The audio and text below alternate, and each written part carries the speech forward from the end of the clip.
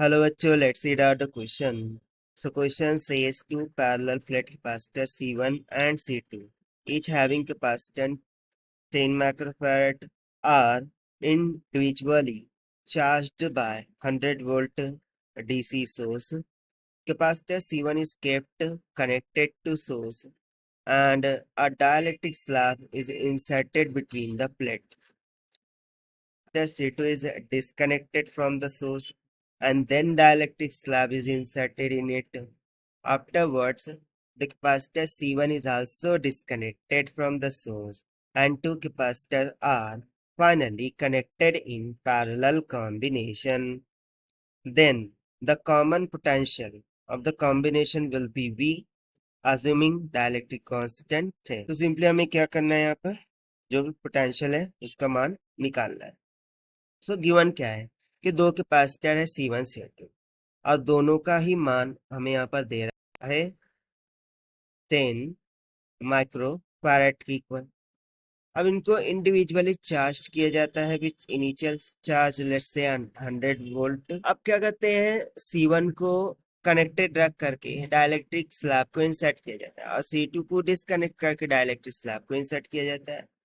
फिर उसके बाद C1 को भी डिस्कनेक्ट कर दिया जाता है और दोनों को फाइनली पैरेलल कॉम्बिनेशन। सो उनका जो कॉमन पोटेंशियल है वो यदि V हो सो हमें V का मान निकालना है। तो चलिए स्टार्ट करते हैं हम सॉल्यूशन से, but before of it let's talk about the key concept which we are going to use here for this question. So since we remember the formula of charge across the capacitor is given by Q is equals to C times of V. So बस इसी फॉर्मूले का हम यहाँ पर use कर लेना है। तो सबसे पहले तो यदि मैं चार्ज ऑन C1 निकालूं, so let's say it's to be as Q1. So ये कितना हो जाएगा, simply C1 times of V के इक्वल। बट चूंकि हमें पता है potential can be given by some constant K times of E, so उसके द्वारा तो चार्ज ऑन कैपेसिटर C1 है वो कितना निकल के आ जाएंगे K टाइम्स ऑफ CE के equal. In the same way हम चार्ज ऑन कैपेसिटर C2 निकाल सकते हैं। सो वो कितना हो जाएगा Q2 this will be equals to C times of E, क्योंकि C2 को पहले डिस्कनेक्ट कर रहे हैं और फिर डायरेक्टली कांस्टेंट इंसर्ट कर रहे हैं।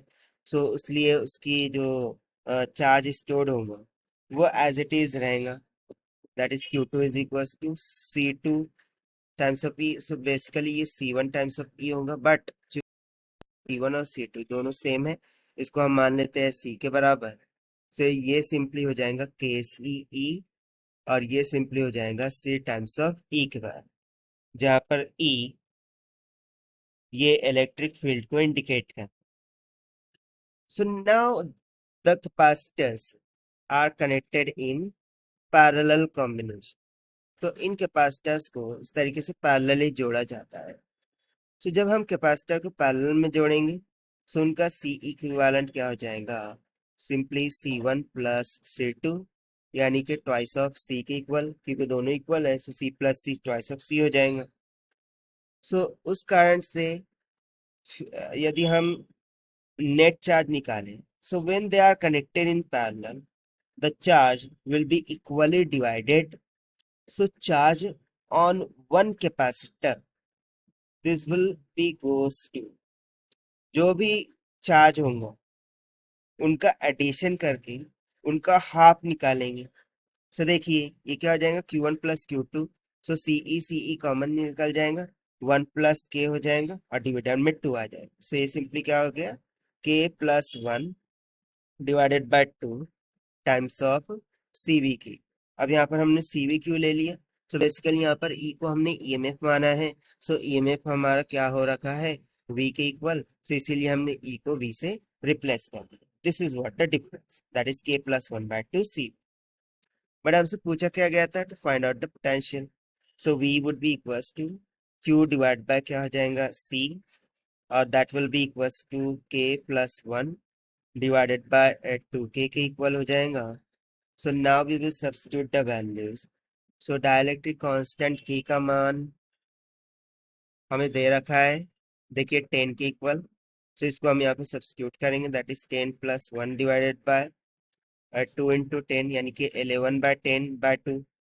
सो ये हो जाएगा 20, यानी कि इनिशियल वोल्टेज कितना था 100। सो ये फैक्टर कितना निकल के आएगा 11/20 की, और इनिशियल वोल्टेज था कितना हमारा V0। सो इसको हम मल्टीप्लाई कर देंगे V0 से, यहाँ पर भी V0 से आप मल्टीप्लाई कर दीजिए। सो V would be equals to 11/20 into 100। सो 0 से 0 कैंसल, 2 5 10। सो 11 5 55। सो न्यू पोटेंशियल कितना आ जाएगा 55 वोल्ट की इक्वल, और यही हो जाएगा हमारा required answer for this question, जो कि हमने फाइंड आउट किया है by using the formula of charge across the capacitance. So this is the solution. I hope you understood well. Best of luck. Thank you.